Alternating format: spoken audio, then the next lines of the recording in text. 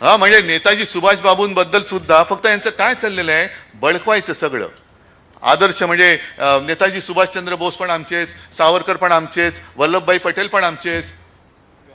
ठीक आहे ना, वल्लभभाई पटेल सगळ्यांचेच होते, लोहपुरुष. पण फरक लक्षात घ्या, सरदार वल्लभभाई पटेलांनी तो निजामशाहीचा भाग देशात आणण्यासाठी म्हणून फौजा घुसवल्या होत्या. तुम्ही तुमचा पक्ष जिंकवण्यासाठी म्हणून फौजा घुसवताय. हा पटेल आणि तुमच्यातला फरक आहे, हा फरक आहे. म्हणून ते लोह पुरुष, पोलादी पुरुष म्हणतात त्यांना. तुमच्या जिंकण्याची अवकात नाहीये, म्हणून तुम्ही ईडी, सीबीआय, फौजा घुसवताय निवडणूक जिंकायला. का तुमचं कर्तृत्व कमी पडतंय? तुम्ही केलेली कामं कमी पडतायत? तिकडे नाक्या नाक्यावरती फौजा उतरल्यानंतर कशा तिकडे काय महिला आरक्षण, महिला कशा बाहेर पडतील, कशा निवडणुका होणार? मग या देशामध्ये आता लोकशाही जिवंत राहिली की नाही हा विचार करायचा. आणि तो जर काय होणार नसेल तर मग या वार्षिक सभेला वगैरे काय अर्थ नाही. तुमचं तुम्ही काय करायचं करा. पण मला असं वाटतं की जो एक आत्मविश्वास शिवसेना प्रमुखांनी दिला आणि त्यांनी जे काही सांगितलेलं आहे की अरे 100 दिवस शेळीचं जगण्यापेक्षा एकच दिवस पण वाघाचा जगा.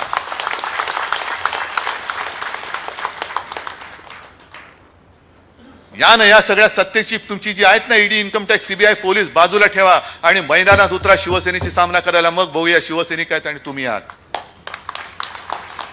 पण जरा कुठे खट्ट झालं का पकडायचा, केसेस टाकायच्या, जुन्या केसेस काढायच्या. जुन्या केसेस काय सलून काढले तुम्ही? हा, केसेस काढायचं म्हणजे काय काढते तुम्ही?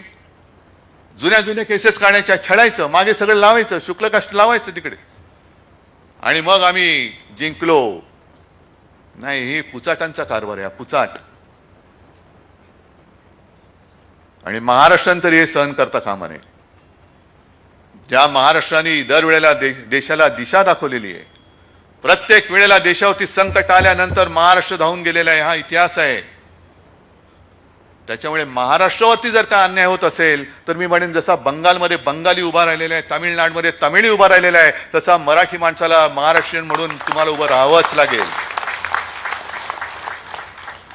या बाहेरून आलेत, आमच्यात राहतायत, आमचं काही त्यांच्याशी वैर नाहीये. पण तोडा फोडा आणि राज्य करा ही जी काही नीती, जातीपातीमध्ये समाजामध्ये भांडणं लावायची,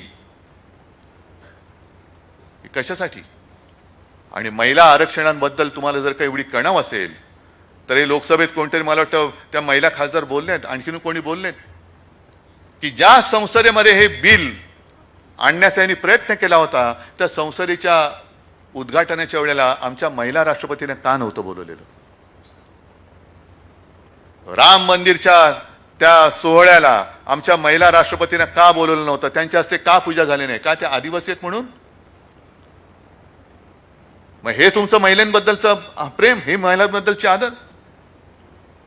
म्हणजे त्रास देताना तुम्ही बघत नाही महिला आहे का कोण आहे. त्रास द्यायचा तर त्रास देता,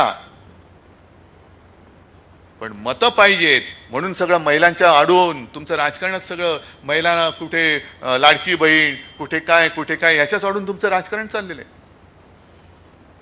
पण हे वास्तव आहे ते विस्तवासारखं आहे आणि त्याच्यावरनं जो चालू शकतो तोच कारभार करू शकतो. तुमच्यात चालण्याची हिंमत नाहीये या राज्यकर्त्यांमध्ये. पायाला चटके बसतात त्याच वेळेला, म्हणजे पायाला जेव्हा ठेच लागते तेव्हा आई ग म्हणजे मेंदूपर्यंत संवेदना पोचली पाहिजे. ती संवेदना आता यांची मेले की काय अशी परिस्थिती निर्माण झालेली आहे आणि त्या परिस्थितीत आपल्याला काम करायचंय. हे नुसता हा काही सोहळा नाहीये, वार्षिक सोहळा. दरवेळेला अरविंद सावंत, अजित साळवी सगळे येतात, आमचा साहेब ह्या तारखेला कार्यक्रम आहे तुम्ही या. नाही, कार्यक्रम नुसता हा कार्यक्रम नाही. गेल्या वर्षभरात मी काय केलं, पुढच्या वर्षात मी काय करणार आहे, मी भारतीय कामगार सेनेचा पदाधिकारी म्हणजे कोण आहे, माझ्यासोबत ही लोक का आलेली आहेत, आणखीन का आली पाहिजेत, या कामगारांना आपल्याबद्दल विश्वास का वाटतो, जे नाहीयेत आपल्यासोबत त्यांना का वाटला पाहिजे. हे असं काहीतरी काम होणार असेल तर आणि तर पुढे काम करा. नाहीतर मग काय चालूच आहे ना, रोजचा दिवस सूर्य उगवतो सूर्य मावळतो, कोण कोणाला विचारतोय, काय फरक पडतोय? नाही पडत. पण हे जे महत्वाचं काम, हे नाही म्हटलं तरी सतीचं वाण आहे. हा भगवा झेंडा जो आहे तो नुसता भगवा झेंडा नाही, ती एक पेटलेली मशाल आहे. लांबून बघितलं तर तो मशाली सारखा तळपताना दिसतो, पेटलेला धगधगता दिसतो. आणि त्याचं तेज, त्या तेजाचा म्हणतो ना, तव शौर्याचा 1 अंश रे वगैरे वगैरे ते काय आहे, त्यातलं 1 अंश घेऊन जरी तुम्ही काम केलं ना, तरी मला असं वाटतं महाराष्ट्राकडे वाकड्या डोळ्याने बघण्याची कोणाची हिंमत होणार नाही. आणि जे मी सांगत होतो की महाराष्ट्र दरवेळेला देशाच्या मदतीसाठी धावतो, शिवाजी महाराजांच्या वेळेपासून जर का बघितलं, कारण आपल्याला इतिहास हा कोणी शिकवण्याची गरज नाही, कारण आपलं राज्य इतिहास घडवणारं राज्य आहे, इतिहासाला जन्म देणारं राज्य आहे. आणि ज्या छत्रपती शिवाजी महाराजांनी असं एक तरी मला राजा दाखवा की 300-400 वर्षानंतर त्याला आपण राजा नाही तर आपला देव मानतो. आणि असं काय कमी माझ्या या राजामध्ये, माझ्या देवामध्ये, की जे इतर देवात आहे आणि याच्यामध्ये नाहीये. म्हणजे रामायण महाभारत आहे, प्रभू श्रीरामाने राक्षस मारले, मग माझ्या शिवरायांनी सुद्धा अफजल खान वगैरे मारलंच ना, राक्षस नव्हता तो. माता भगिनींचं रक्षण यांनी नाही केलं, देवळांचं रक्षण नाही केलं. अगदी प्रभू रामचंद्राबरोबर वानरसेना होती, आमच्याबरोबर काटक मावळे होते, ज्यांना काही शिक्षण, ज्यांना म्हणजे काही शस्त्र नाहीत, काही नाही, अशा साध्या माणसांना घेऊन छत्रपती झालेले ते आमचं देव आहे. काय कमी आहे त्यांच्यामध्ये? आणि जर शिवाजी महाराज झाले नसते तर आज आपण आपल्या देवांचा उद्घोष करू शकलो असतो का? करू शकलो असतो? राम मंदिर आज आपण बांधू शकलो असतो जर शिवाजी महाराज नसते तर? अगदी शिवाजी महाराजांनंतर सुद्धा छत्रपती संभाजी महाराज लढले. मेलो तरी चालेल पण धर्मांतर करणार नाही, पक्षांतर तर सोडूनच द्या. त्याच्यानंतर थोड्या काळासाठी राजाराम महाराज, आणि त्याच्यानंतर जवळपास म्हणजे औरंगजेब स्वतः आला की आता शिवाजी महाराज नाही आहेत, अब समय आया है महाराष्ट्र पर कब्जा करो, जे आत्ताच्या औरंगजेब पण करू पाहतायत,